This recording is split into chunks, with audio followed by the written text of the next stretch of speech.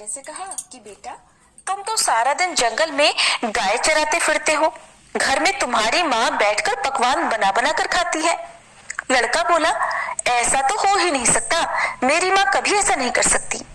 तब गांव की वह महिला बोली कि अगर तुम्हें विश्वास न हो तो आज जरा घर थोड़ा जल्दी चले जाना, जाकर तुम खुद ही अपनी आंखों से देख लेना, और जब तुम अपनी आंखों से देखोगे तब तो तुम्हें विश्वास होगा ना। लड़के ने सोचा, ठीक है, देखने में आखिर मेरा क्या जाता है। अब लड़का हर दिन जिस समय पर अपने घर पहुंचा करता था, आज उस समय से थोड़ा पहले वो घर आ गया। उस दिन सकट चौथ का दिन था। बूढ़ी माई ने सकट चौथ का व्रत रखा था और वह तिलकुट बना रही थी। चूल्हे पर कढ़ाई चढ़ा रखी थी जिसमें वह तिल भून रही थी। जलते हुए चूल्हे पर चढ़ी हुई कढ़ाई देखकर और उसमें तिल भुने जाते देखकर अब तो लड़के को गांव की महिलाओं द्वारा सुनी गई बातों पर विश्वास होने लगा। उसने सोचा, तो आखिरकार गांव की जो चाची ताई थी वो ठीक ही कह रही थी।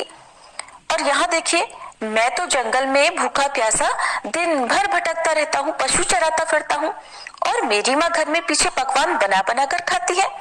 अब उसे गांव की महिलाओं द्वारा सीख लग गई। तो वह लड़का अपनी माँ से बोला, माँ, मैं तो घर छोड़कर जाऊंगा। बूढ़ी माँ बोली, बेटा, ऐसी क्या बात हुई जो तू ऐसी बात सोच रहा है और कह रहा है। बेटा बोला, मैं तो चला जाता हूँ जंगल में और देख रहा हूँ तुम मेरे पीछे पकवान बना बना कर खाती हो। मुझे खिलाना तो दूर, तुम मुझे बताती तक नहीं। माँ, अब मैं इस घर में नहीं रहूंगा, मैं तो जंगल में जाऊंगा। बूढ़ी माई ने अपने इकलौते बेटे को बहुत समझाया कि बेटा, आज तो सकट चौथ का व्रत है, इसलिए तिलकुट बना रही थी, लेकिन बेटा नहीं माना। बूढ़ी माई समझ गई कि जरूर इसे किसी ने सिखा पढ़ा दिया है और अब ये कहने से नहीं मानेगा। जब बेटा जाने लगा तो बूढ़ी माई ने बेटे से कहा कि बेटा, ये ले, सकट चौथ व्रत के तिल हैं, इन्हें तुम अपने साथ लेकर जाओ, और हाँ, जब भी कभी तुम पर कोई मुसीबत आए तिल पूर के बैठ जाना, और अगर मैं तुम्हारे नाम के व्रत करती होंगी तो तुम्हारी मुसीबत टल जाएगी।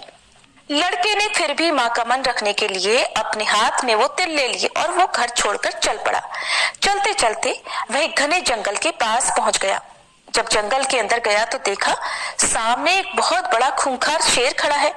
शेर ने रास्ता रोक लिया। लड़के ने सोचा, आज तो मेरा बचना बिल्कुल मुश्किल है, अब तो मुझे मरना ही है। अब वह मारे डर के कांपने लगा, थर थर कांप रहा था। और जब कोई व्यक्ति किसी मुसीबत में होता है तो डर के मारे सबसे पहले उस व्यक्ति को अपनी माँ की ही याद आती है। उस लड़के को भी अपनी माँ की याद आ गई। जैसे ही माँ की याद आई तो माँ की कही हुई बात भी याद आ गई कि बेटा, जब भी कोई मुसीबत पड़े तो तिल पूर कर बैठ जाना।